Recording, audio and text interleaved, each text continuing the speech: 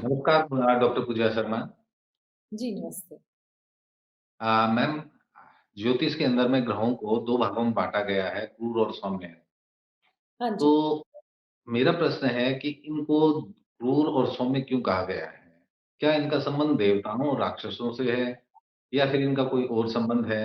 ज़रा-सा इस पे अगर प्रकाश डालेंगे तो हमें ज्योतिष को जो बिगिनर्स हैं, उनको ज्योतिष समझने में और ज्योतिष में ग्रहों के प्रभाव को समझने में थोड़ा आसानी होगा। जी, प्रवीण जी। ये बड़ा अच्छा प्रश्न है आपका क्योंकि क्रूर और सौम्य, ये सुनते ही ऐसे दिमाग में आता है कि भई कोई क्रूर है तो मार देता होगा या कुछ ऐसा प्रताड़ित करने वाली ग्रह जी, होंगे।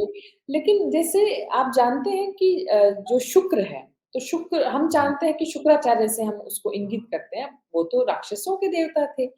लेकिन जी, वही शुक्र ग्रह को सौम्य ग्रह जी, की संज्ञा दी है। तो ऐसा नहीं है कि क्रूर और सौम्य कह देने से कोई देवता या राक्षस को ही इंगित कर रहे हैं, है ना? या जी, कुछ इनमें कुछ ऐसी ऊर्जा है कि भई मतलब ये लेकिन इसको मैं आपको समझाने की कोशिश करती हूँ। देखिए, ये जो हमारा संपूर्ण जगत है, जो संपूर्ण ब्रह्मांड है, इसमें चाहे गोचर चीज़ें हैं, चाहे अगोचर चीज़ें हैं, मैं कहूँगी संपूर्ण चराचर जगत है।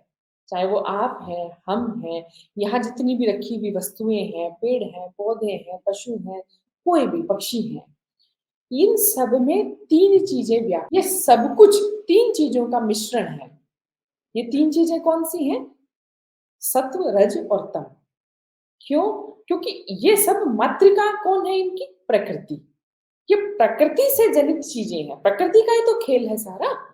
प्रकृति जी, सब खेलती है, प्रकृति जो चाहे बनाए, जितना चाहे बनाए, तो प्रकृति प्रधान है इन 3 गुणों से, सत्व, रज और तम और सारा खेल इन तीनों गुणों का है। कहीं ये जी, गुण एक-दूसरे को ओवरलैप करते हैं, कहीं ये गुण एक-दूसरे से दूर हट जाते हैं, राइट? तो ऐसा भी कहते हैं कि जब ये तीनों गुण अपनी-अपनी साम्य अवस्था में हों, सत्व सत्व की जगह, रज रज की जगह और तम तम की जगह, तो कुछ भी क्रिएटिव नहीं होगा, शांति जी, रहेगी, कुछ भी हलचल नहीं होगी। और जब जी, ये एक-दूसरे को ओवरलैप करेंगे या इनका जब आपस में कोई कॉम्बिनेशन बनेगा, तो कोई चीज़ या कोई घटना घटित अच्छी भी जी, हो सकती है, बुरी भी हो सकती है, कोई उत्पाद बनेगा, कोई बाय प्रोडक्ट बनेगा, खराब भी हो सकता है, अच्छा भी हो सकता है, वो एक अलग बात है। तो यानी इन जो 3 ग्रहों की सारी व्यवस्था है। अब ये देखिए कि ग्रह भी किसने बनाए? प्रकृति ने। प्रकृति से ही तो ग्रह बने हैं। अब इन जी, ग्रहों का अपना-अपना लाइट है, अपनी-अपनी प्रकाश है। तो जिसका प्रकाश बहुत सम है, जिसका प्रकाश सात्विक गुण लिए हुए है, जिस ग्रह का, तो वो कैसा हो गया? सात्विक ग्रह हो गया और उसका प्रकाश भी पृथ्वी पे कैसा आएगा? बड़ा सौम्य आएगा, अमृत तुल्य आएगा। लेकिन कोई ऐसा प्लेनेट है जिसके अंदर तम गुण अधिक या रज साथ में रज है और तम है, सौम्य बहुत कम है। सौम्य का जो अनुपात है वो बहुत कम है। तो वो कुछ जी, ऐसा होगा कि कुछ विषमय लेके आए, कुछ पॉइज़न जैसा कुछ केमिकल रिएक्शन जैसा करेगा पृथ्वी पे उसका प्रकाश। मान लीजिए कि रजोगुण अधिक है, तो वो जी, अभय दान देगा। रज होता ना अभय, साहस, तो कुछ ऐसी घटनाएँ घटित होगी, जैसे जब-जब भी युद्ध घटित हुए, तो आकाशीय व्यवस्थाओं में रजोगुण प्रधान था। जो ग्रहों की व्यवस्था थी, उनमें रजोगुण बहुत प्रधान था। तो वहाँ फिर लड़ाई होंगी, युद्ध होंगे, राइट?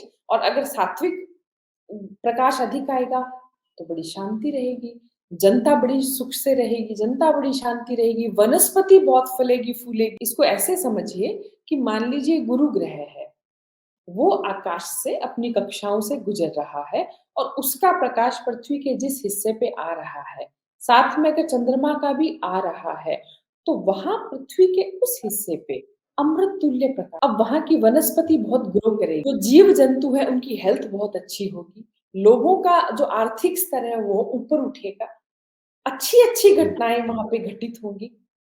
अब वहीं पे अगर कोई ऐसा ग्रह है जैसे शनि है या कुछ इस तरीके का ग्रह जो है गोचर कर रहा है, उसका जो प्रकाश है, तो वो वैसे ही काम होगा। काम धीरे-धीरे बनेंगे वहाँ के लोगों के। हो सकता है काम अवरुद्ध हो जाए, है ना? कुछ जी, कॉम्बिनेशन ऐसा हो गया तो वहाँ की जनता में लड़ाई झगड़े बढ़ जाएँगे।